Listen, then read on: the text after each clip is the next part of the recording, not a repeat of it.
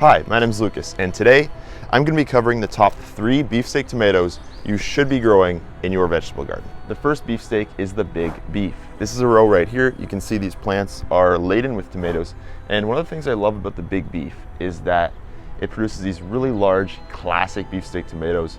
You know, the ones you see in the supermarket, except they actually taste good. And they grow really well in virtually any climate. I'm in a northern climate, and so we get kind of cooler summers, shorter summers, and I've found this plant to be very productive. And I also think it does well in hotter southern climates too.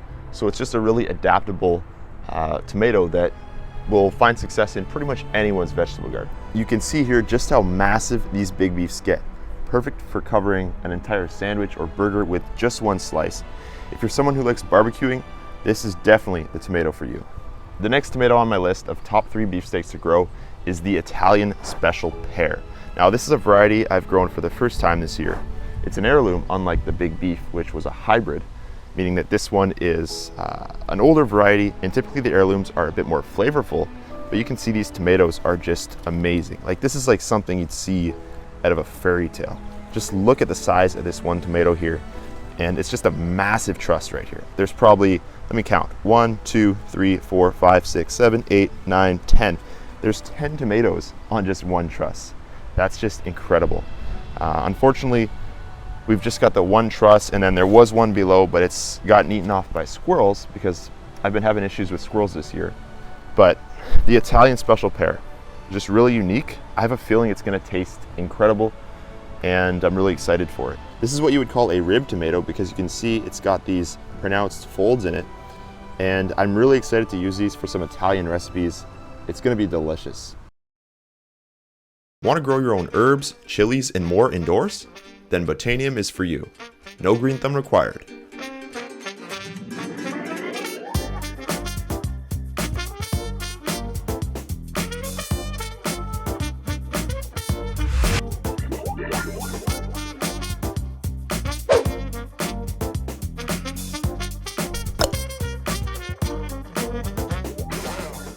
Botanium, the self-watering growing kit perfect for anyone looking to grow.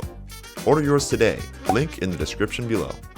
The third and final tomato I want to highlight is the Early Girl. You can see here, it's got some really nice clusters. And again, the squirrels have gotten busy, and unfortunately they've eaten quite a few tomatoes off this plant already. But it's just been really productive. It's been stacking the clusters. These ones I think are a little smaller than the Big Beef typically, but they're still a really good size, perfect for sandwiches.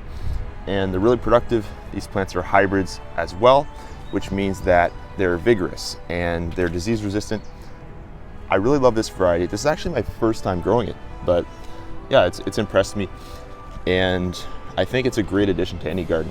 This one is cool because it ripens fairly early on in the season, which is great if you have a shorter growing season like I do, or if you just want tomatoes early on and you're an impatient gardener, which generally patience and gardening go together, but definitely I'd recommend this one for its fast ripening qualities. Overall, from my experience growing it, the Early Girl tomato is just a really nice, low maintenance plant that's reliable and will get you eating lots of fresh beefsteaks throughout the summer.